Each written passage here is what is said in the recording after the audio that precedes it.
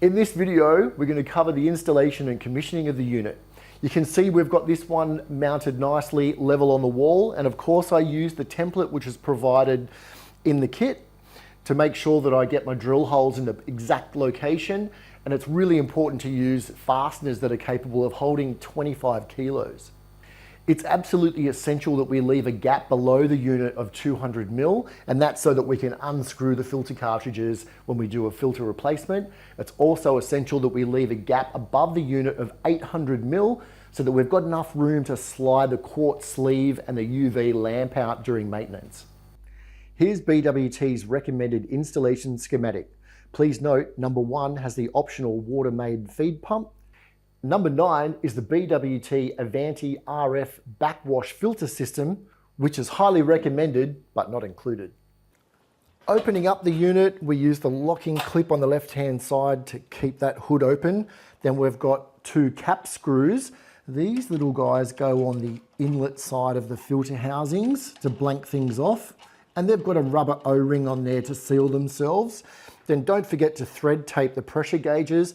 The pressure gauges go on the outlet side of the filter housings, but please remember, don't install these until the unit is actually mounted to the wall so you have access to the fixings.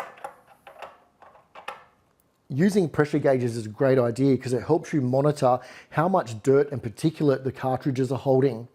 When you install these the first time and you turn the water on, I highly recommend marking it with a Sharpie or a texture marker to show where the pressure starts at, and as the cartridges catch more particulate in the water, you'll see those pressure gauges slowly drop down. The filter cartridges are designed to last 12 months, but if you have noticed that drop in pressure, please contact BWT or Reese to see if you need to change your cartridges early. Remember, from in the package you'll get a tube. Inside this tube is the UV lamp, the quartz sleeve, and that sneaky spring.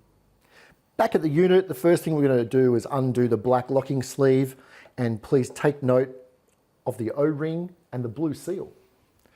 Before we go any further, we've got an update on the installation of the quartz sleeve and the UV lamp. You'll notice here we've got a yellow sticker on the underside of the hood here. If you don't have one of these yellow stickers in your unit, please contact BWT and we'll post one out to you.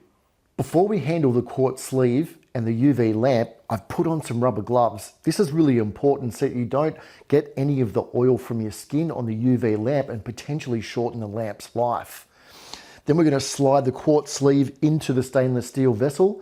At the base of the stainless steel vessel are some holding lugs. It's absolutely essential, you can see in this diagram, that the quartz sleeve slides into those holding lugs. We have had a couple of circumstances where people have missed the location lugs and the sleeve's been installed off to one side. So here we've got the quartz sleeve. We'll pop that sneaky spring in there. Then what we do is we very gently slide the quartz sleeve in. I normally just use 2 fingers, nice and gentle.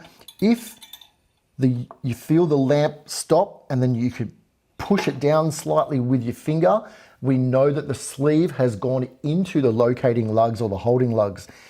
If, for example, it actually goes off onto the side by a little bit, you'll hear the sleeve touch the bottom. So we just try it again, do it again to relocate it. Now we've done the right thing, it's in the locating lugs. Now we just push it down slightly with our finger. Next, we grab the O-ring, pop that over the quartz sleeve. Then we're going to get the locking lug and then screw this on. If there's any resistance at all when you do this, please take the sleeve out and try and relocate it in the lugs. This should be nice and smooth when you screw it down.